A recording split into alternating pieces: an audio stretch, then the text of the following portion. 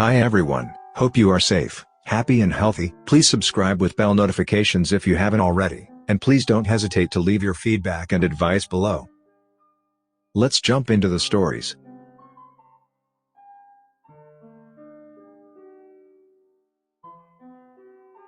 Am I the unreasonable one for telling my cousin that her kids are not special?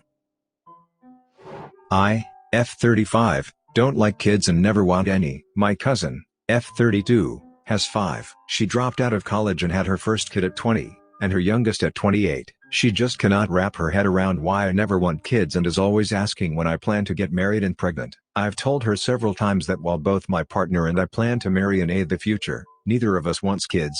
She always brushes it aside with, "Oh, you'll change your mind." I'd avoid this person completely, but I do run into her when I visit my grandfather. Cousin also has this annoying habit of getting me to spend time with her kids to get me to see how great kids are. Now I have nothing against her kids, but they can be a bit rambunctious at times and I just don't want to have to spend time with them. They're kids, I never really know what to say to them.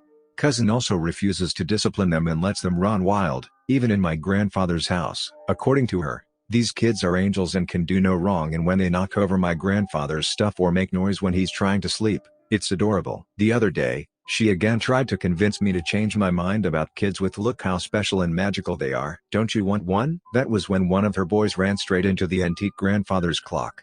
It wobbled, but thankfully didn't topple over. She seemed unfazed by this. I got really annoyed and told her, "No, your kids aren't special. They're as annoying and as unremarkable as you are." Cousin started to cry and went to my grandfather to complain to him like she was 5 years old. I felt no need to apologize and left. Later that day, Grandpa called me and told me he understood why I said what I had said, but that I was a bit too harsh. What does Reddit think? Am I the a-hole? Update. Today, in the late afternoon, my grandfather invited me and my cousin to his place to talk and clear the air. As a peace offering, I baked a chocolate cake for her kids that I know they love. When she arrived, we both sat down with my grandfather in the study. I began the conversation by telling her I was sorry and that I did not mean what I had said, that I have nothing against her kids, and I said what I said in a moment of anger. She accepted my apology, but then told me something I had not expected. She said she has always had a feeling that I looked down on her because she did not finish her tertiary education and has no career. I tried to tell her that that wasn't true, but she cut me off. She reminded me of all the times I had invited other siblings and cousins to my place for parties, etc., but never her. I tried to tell her it was because I had more in common with them, but she kept talking over me. Then she decided to bring up something that had happened over 13 years ago. You see, her husband and I went to the same college and had a class together. He and I dated for like a month before I broke it off. He tried to convince me to get back together, but I refused. He had already met my cousin a few times and decided to date her to make me jealous. It didn't work, and a few months later, she became pregnant and our family practically forced him to marry her. How did she know all of this? He told her. My cousin's husband had cheated on her a few years ago, and one day during a fight, he told her since he couldn't have me, he had to settle for her. The sob went on to tell her all about his plans to get me back by dating her. This must have crushed her. Now that I think about it, it was around the same time, 4 years ago, that she began pressuring me to marry and have kids. Her behavior and her reaction makes sense now. She then looked at my chocolate cake and confessed that she has been throwing away all the cookies, cakes, etc. I made for her kids, because her oldest had once told her that my cakes are so much better than hers. She couldn't bear to hear her own kids praise my cooking over hers. She feels like she's inferior to me in every respect. I was at a loss. My grandfather then interjected and told cousin that her life or the way her husband treats her is not my fault and that she should at least seek therapy. She began to cry. I found even worse. I don't blame myself at all for her woes, but I just have no idea how to help her. I asked if she wanted me to take the cake back or if she wanted to give it to her kids. She took it with a thank you. She then said she had to go home because she had to make dinner. I had to go home too, but my grandfather and I have agreed to discuss this at length soon. When her husband cheated, some of our relatives hired to get her to leave, but she says she doesn't want to break their family. Not the unreasonable one. She's a grown woman who wants to respect your decisions. If you said that to one of her kids, then you would be an a-hole. Grown woman who wants to respect boundaries gets what she gets. Not the unreasonable one. If Grandpa understands, I think you're good. Was it a little harsh? Sure, but harshness wasn't exactly unwarranted. She has been disrespectful towards you and your very personal decision, which is none of her business. allows her kids to be disrespectful in other people's homes, and flatly ignores their poor behavior. Someone had to tell her truth. Am I the unreasonable one for asking my girlfriend, 23 years old female, to consider quitting a job that bothers me? Before anyone gets upset, I am not insisting that she quit this job, and if she chooses not to, that is her prerogative. I just asked her to consider doing so. My girlfriend, Anna, is currently a law student, her second degree after qualifying in a language degree. During the summer, she works for a family friend named David. She calls her job a personal assistant, but it seems much broader than that. She is his translator and interpreter. She goes to events with business partners as his date or partner, and when clients visit David at home or go to dinner with him, she entertains their wives and makes drinks or entertains or cooks, etc. When David hosts events, Anna runs them, wrangling guests and arranging seating plans and so on. In essence, it often appears she is a kind of hired wife. I have never encountered a job of this kind before. David is mid-30s and unmarried. Anna has alluded to him hiring escorts when they are abroad. I have never met him, but this made me feel very uneasy. For the whole summer, she is with him. There is a room in his London house she calls her study with a sofa she sleeps on, and they regularly travel abroad together. I never see her during this time. She claims to work from 7 a.m. to 11 p.m. 6 days a week and says David does not like her to use her phone during work hours. She also said David does not like her to eat during work hours either, but he counts her going to the gym as a valid use of work hours.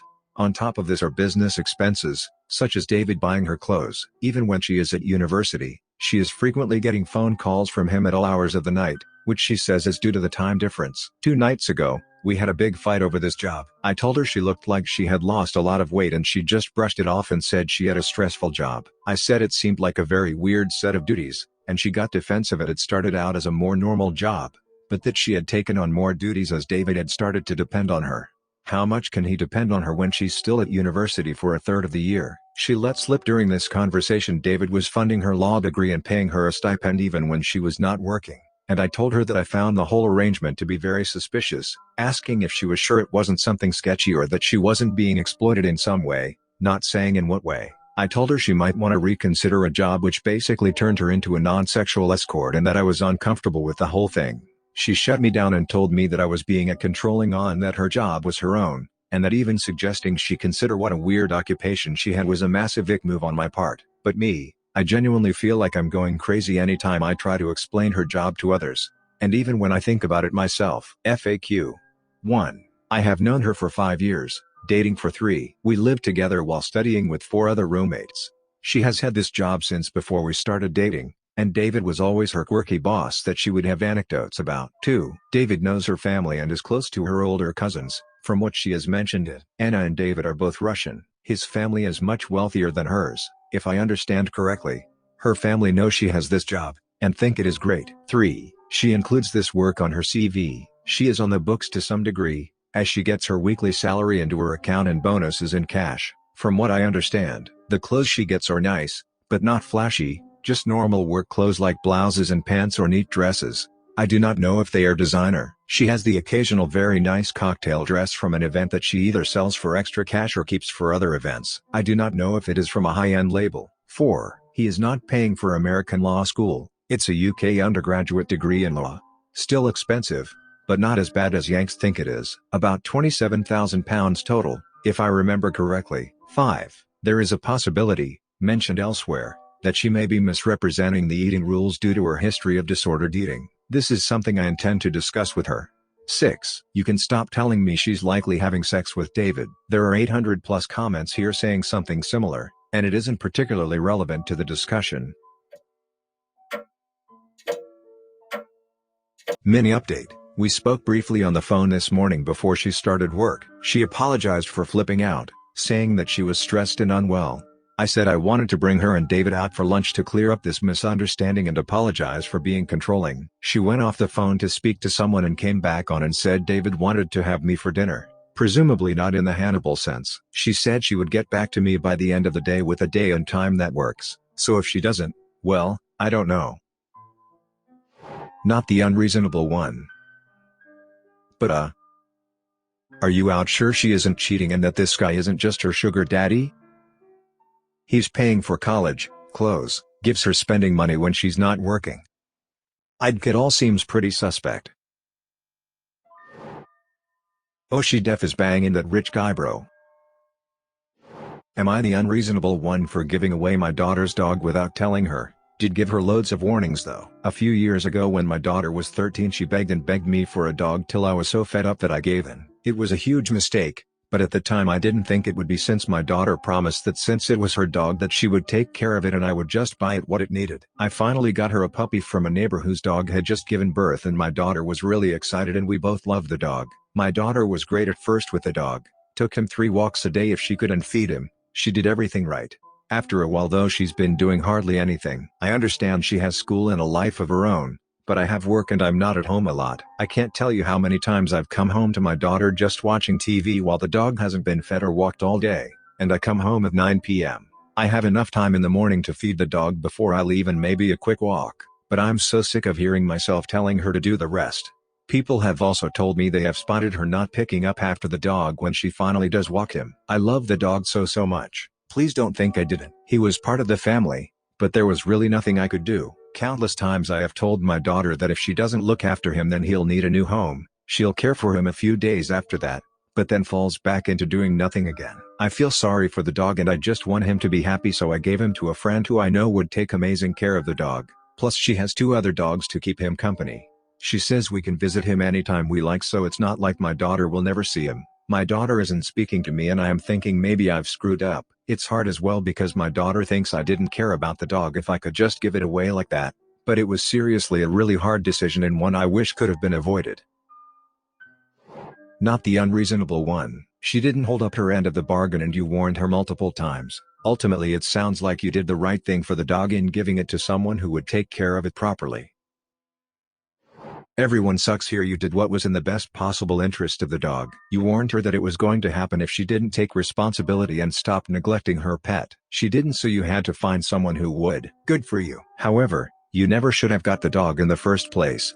If you were not in a position to fully care for the dog if she didn't, which is exactly what happened, then do not get one. You wrongly trusted a 13-year-old child to make an adult decision and take on adult responsibilities. That's on you.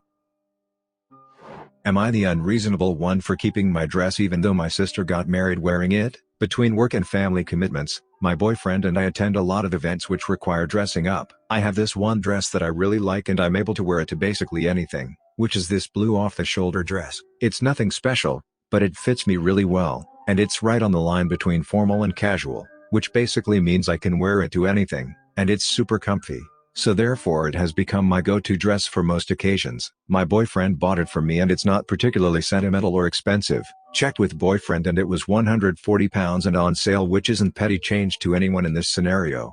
But my sister doesn't know the cost and I thought it was like £50 or something. But it's just a really lovely dress. My sister asked to borrow the dress a little over a week ago. She said that she and her fiancé were going to a wedding and she needed something to wear. I've let her borrow dresses before and I've always gotten them back, so I didn't see the harm in lending it to her. She said she'd have it back ASAP. Later that day my parents and I get a video chat request from my sister. She's getting married. Her fiancé's brother is holding the phone. I still don't have all the details, but it sounds like it was meant to be someone else's wedding. They called it off, and my sister and her fiancé decided to use the wedding. My sister keeps talking about paperwork, so I don't think they signed a certificate, but they had a ceremony. After the ceremony my parents invited everyone over the next day for a reception. My sister and her husband are currently living with our parents. On arrival, Mom handed me the dress in case she forgot later. I put it in the car and the night continued without mention of it. The next day I wake up to about a dozen missed calls and even more texts from my sister, asking if Mom gave me my dress, by which I mean my sister was saying my dress like it's hers. I say that yes, Mom gave me my dress back. Sister loses her crap, says Mom didn't check with her first, it's her wedding dress, and she wanted to keep it. I say she didn't ask. She says that she just assumed. I say it's my dress. My sister says that's not fair as she didn't get the big white dress she dreamed of, and I shouldn't have assumed I'd be getting it back after she got married in it. Then she asks me to give it to her as a wedding gift. I say no. She says it's not that expensive. I have loads of dresses, 4 or 5 for formal occasions and a few sundresses, while she only has one plain black dress. I won't miss this one. But I say it's my dress and I really like it, so I want to keep it. My mom, sister, and brother-in-law all feel that as the dress now holds sentimental value to my sister I should give her my dress, And when I said that I wanted to keep it, they got mad at me and said that I'm being unreasonable and basically being a total bitch. Dad and my boyfriend are mostly on my side, but even then they're not 100% sure. AITA for wanting to keep it? Info to clarify, it sounds like they were attending someone else's wedding, one of the husband's relatives, then the bride and groom backed out and my sister and her now husband decided to not let the wedding go to waste, and got married instead of them.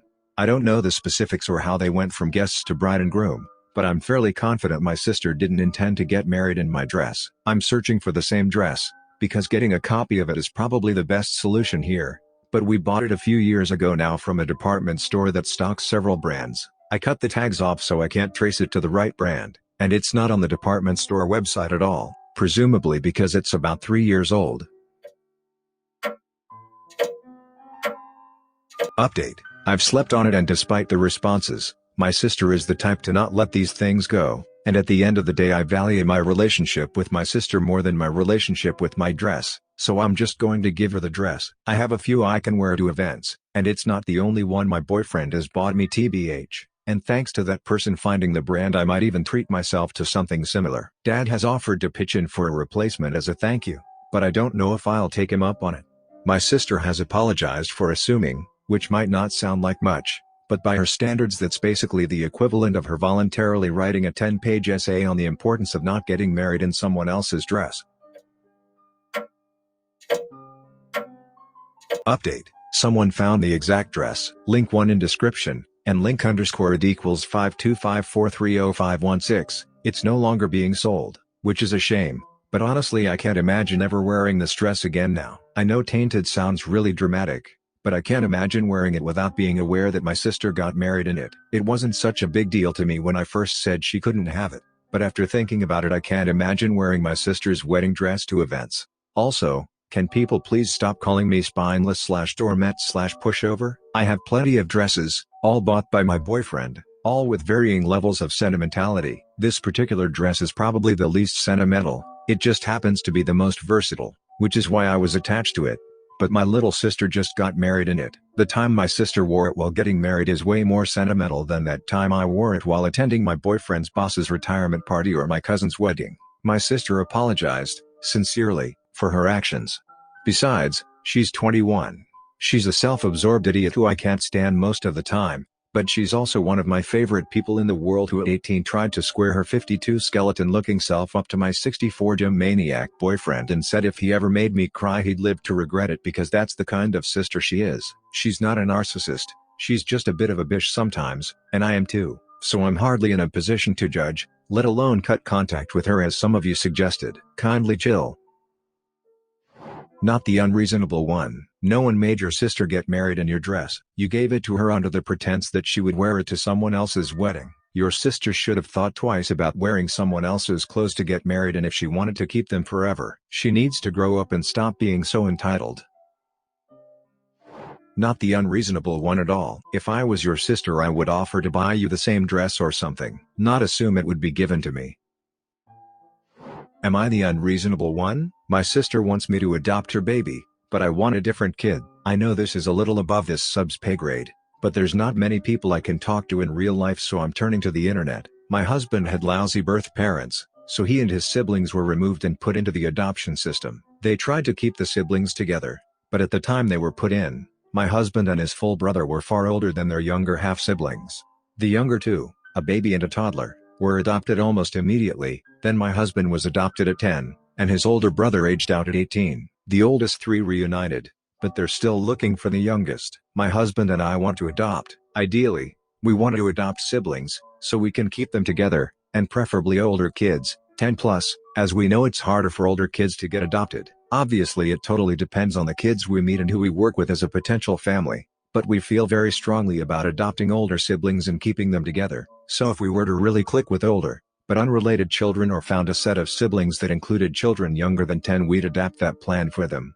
The process takes a while, but we're nearly at the end of it. We've been approved as adoptive parents, and were matched with 2 siblings recently, but something happened with their birth family so the adoption was denied. We've been told that they'll match us very soon, but we've been waiting to hear back for a while now. There was meant to be an open day at a local home, but it's been postponed due to current events. Enter my youngest sister. She's 19, in university, and pregnant. She was going to terminate, but couldn't bring herself to do it. She reached out to us, asking us to adopt her child. We're approved as adoptive parents. We have a decently sized house with more than enough room. She and the father would willingly allow us to adopt the baby, and it would be a very short process for us because we are basically good to go here. However, due to the reasons stated above, this isn't exactly what we had in mind in terms of adopting.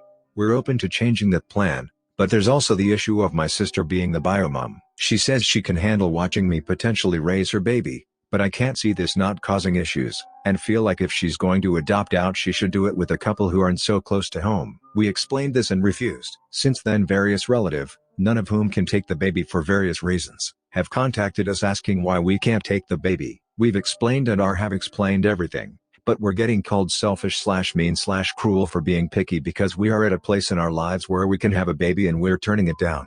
We thought about asking our friends who are also trying to adopt what they think, but saying my sister offered me a baby, but we don't want it would be pretty tone deaf when some of them have been waiting years for one, and that whole sentiment combined with my family's arguments has made us feel incredibly guilty, so we're turning to the internet. Are we TA? Info. We're in the UK, and my husband and I have both been in our current employments for over 2 years, meaning we both have full access to paternity/maternity leave, up to a year of leave for me and 2 weeks for him. The system on that is honestly absurd, but that's another rant for another time. Turns out that whole bit is wrong and we'd be allowed to share our leave, so ignore it.